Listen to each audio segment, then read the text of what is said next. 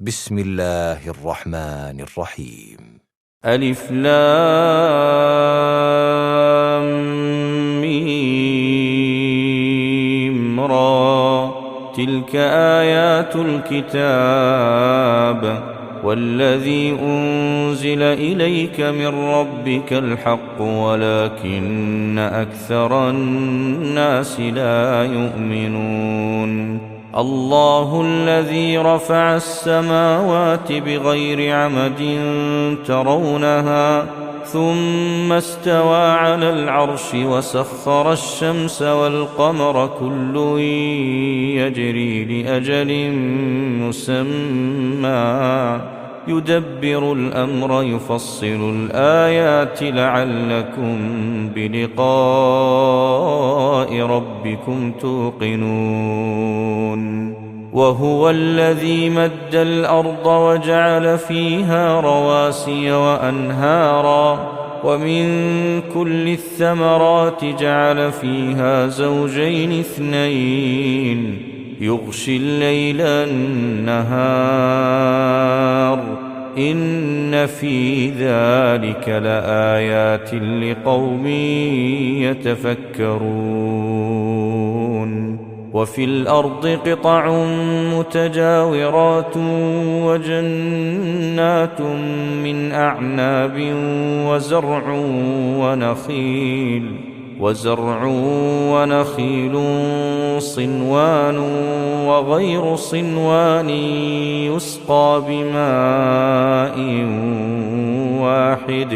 يسقى بماء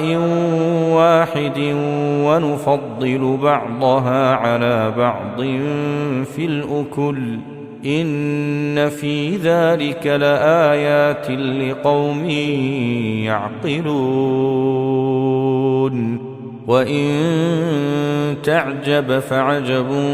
قولهم أإذا كنا ترابا أإنا لفي خلق جديد أولئك الذين كفروا بربهم وأولئك الأغلال في أعناقهم وأولئك أصحاب النار هم فيها خالدون. ويستعجلونك بالسيئة قبل الحسنة وقد خلت من قبلهم المثلات وإن ربك لذو مغفرة للناس على ظلمهم وإن ربك لشديد العقاب. ويقول الذين كفروا لولا أنزل عليه آية من ربه إنما أنت منذر ولكل قوم هاد. الله يعلم ما تحمل كل أنثى وما تغيض الأرحام وما تزداد وكل شيء عنده بمقدار. عالم الغيب والشهادة الكبير المتعال سواء منكم من أسر القول ومن جهر به ومن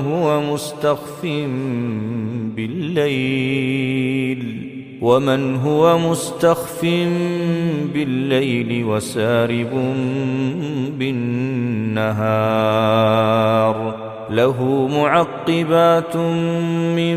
بين يديه ومن خلفه يحفظونه من أمر الله إن الله لا يغير ما بقوم حتى يغيروا ما بأنفسهم وإذا أراد الله بقوم سوءا فلا مرد له وما لهم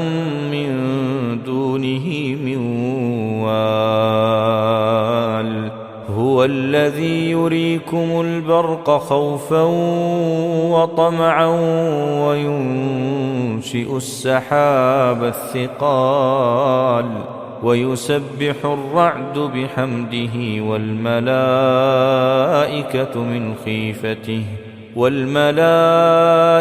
من خيفته ويرسل الصواعق فيصيب بها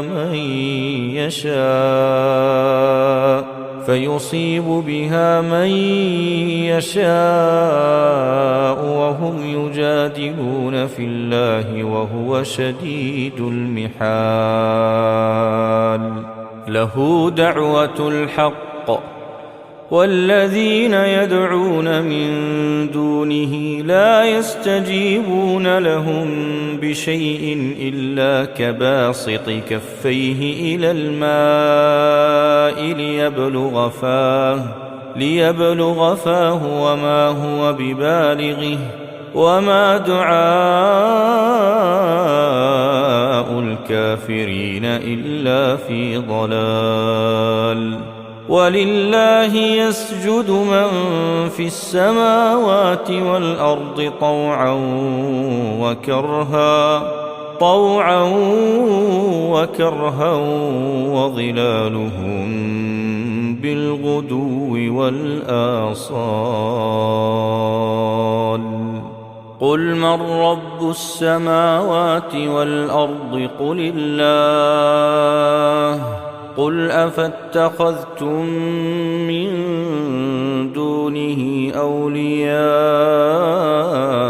لا يملكون لأنفسهم نفعا ولا ضرا. قل هل يستوي الأعمى والبصير أم هل تستوي الظلمات والنور أم جعلوا لله شركاء خلقوا كخلقه فتشابه الخلق عليهم قل الله خالق كل شيء وهو الواحد القهار. أنزل من السماء ماء فسالت أودية بقدرها فاحتمل السيل زبدا رابيا ومما يوقدون عليه في النار ابتغاء حلية أو متاع زبد مثله كذلك يضرب الله الحق والباطل فأما الزبد فيذهب جفاء وأما ما ينفع الناس فيمكث في الأرض كذلك يضرب الله الأمثال. للذين استجابوا لربهم الحسنى والذين لم يستجيبوا له لو أن لهم ما في الأرض جميعا ومثله معه لافتدوا به أولئك لهم سوء الحساب ومأواهم جهنم وبئس المهاد. أفمن يعلم أنما أنزل إليك من ربك الحق كمن هو أعمى إنما يتذكر أولو الألباب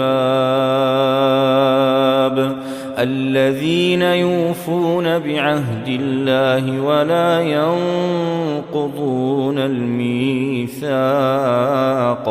والذين يصلون ما أمر الله به أن يوصل ويخشون ربهم ويخافون سوء الحساب. والذين صبروا ابتغاء وجه ربهم وأقاموا الصلاة وأنفقوا مما رزقناهم سرا وعلانية وأنفقوا مما رزقناهم سرا وعلانية ويدرؤون بالحسنة السيئة أولئك لهم عقبى الدار جنات عدن يدخلونها ومن صلح من آبائهم وأزواجهم وذرياتهم والملائكة يدخلون عليهم من كل باب سلام عليكم بما صبرتم فنعم عقبى الدار والذين ينقضون عهد الله من بعد ميثاقه ويقطعون ما أمر الله به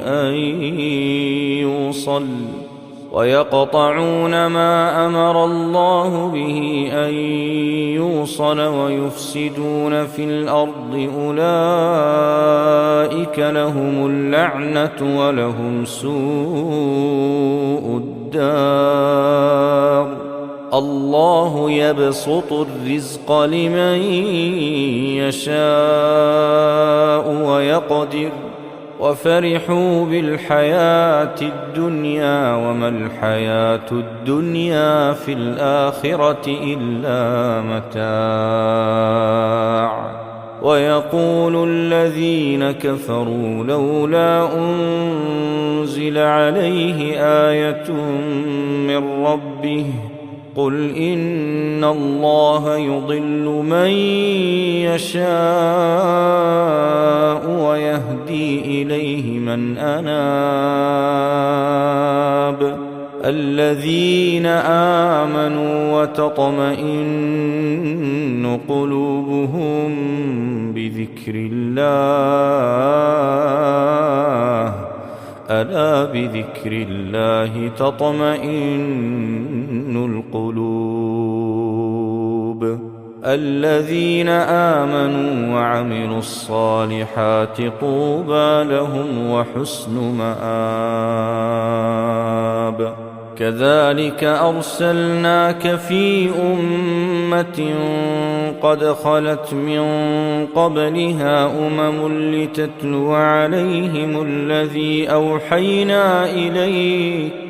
لتتلو عليهم الذي أوحينا إليك وهم يكفرون بالرحمن قل هو ربي لا إله إلا هو عليه توكلت وإليه متاب ولو أن قرآنا سيرت به الجبال أو قطعت به الأرض أو كلم به الموتى بل لله الأمر جميعا أفلم ييأس الذين آمنوا أن لو يشاء الله لهدى الناس جميعا ولا يزال الذين كفروا تصيبهم بما صنعوا قارعة أو تحل قريبا من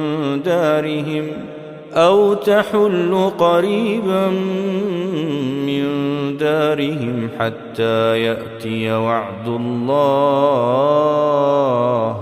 إن الله لا يخلف الميعاد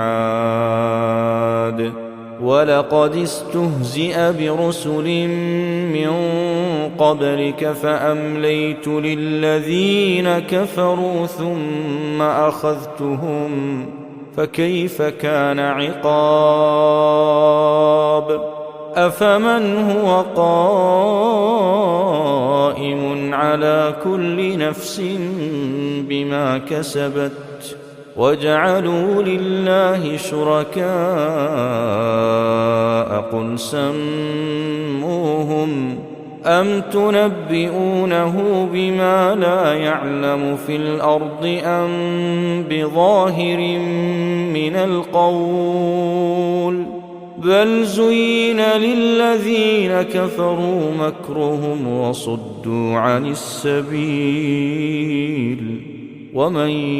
يضلل الله فما له من هاد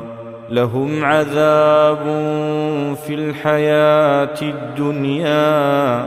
ولعذاب الآخرة أشق وما لهم من الله من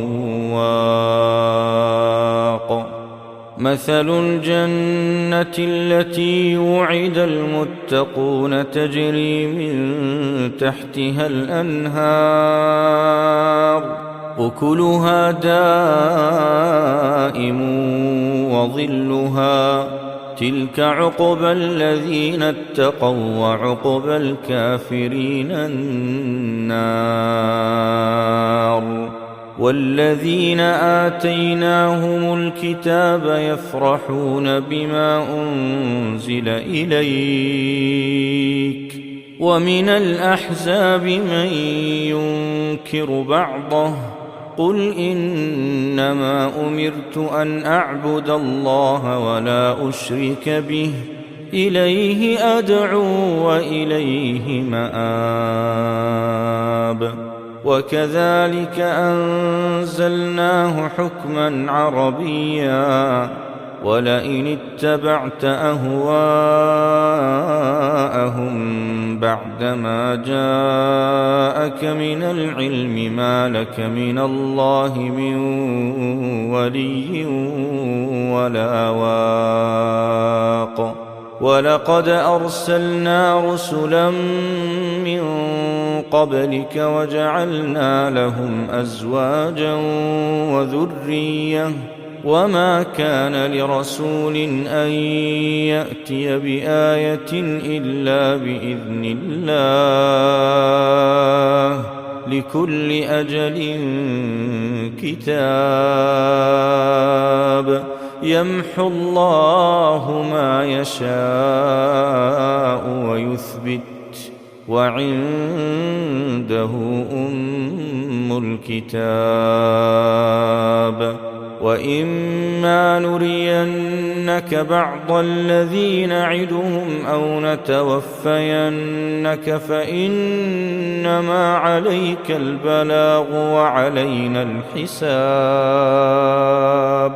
أولم يروا أنا نأتي الأرض ننقصها من أطرافها والله يحكم لا معقب لحكمه وهو سريع الحساب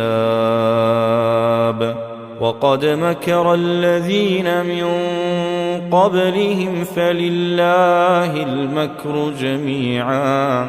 يعلم ما تكسب كل نفس وسيعلم الكفار لمن عقبى الدار ويقول الذين كفروا لست مرسلا قل كفى بالله شهيدا بيني وبينكم ومن عنده علم الكتاب